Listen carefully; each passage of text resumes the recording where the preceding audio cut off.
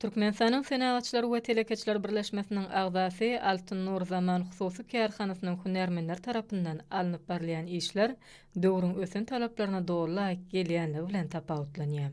Hususy kärhananyň Balkanawa şäherindäki miwe önümlerini gaplaýjy bölüminde sarp edicileň istekleri içişine öwrenilip, gök, miwe we bakçy önümlerinden taýýarlanan dürli müreppelerdir şerbetleri aýna gaplarda, konserlenen görnüşlerde taýýarlamaklaryň üstünlikli ýoly goýulýandygyna aýratyn nyktamak gerek.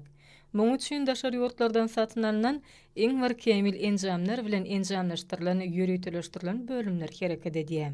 Önümden içerki we daşarky bazarlarda uly istege eýe bolmagy, kärhananyň işçi hünärmenlerini täze zähmet üstünliklerini, döredijilikli gözlegleri ruhlandyrýar.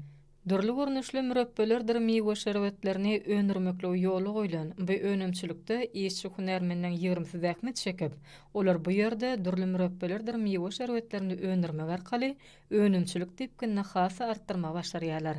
Hususy kärhana tarapyndan her aýda 14 tonudan gowrak gök we miwe önümler gaýtadan işlenilýär. Munyň özi bu ýerde önümleriň köp görnüşliligine aýratyn ünsärleýändiginiň görkezijisidir.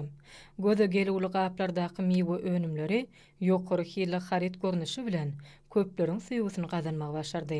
Amala aşyrylýan işlerde agrotechnik işareleriň hem talaba laýyk berjä edilmegi Altyn Nur Zaman hususy kärhanasynyň önümleriniň ak bazarlarda we sowda bölümlerinde bäse ukyply bolmagyny üpçün edýär. Hususy kärhananyň hünärmenleri döredýän taýsız mümkinçilikleri üçin gahrman arkadamyza, arkadaly gahrman serdarymyza alkyş aýdýarlar.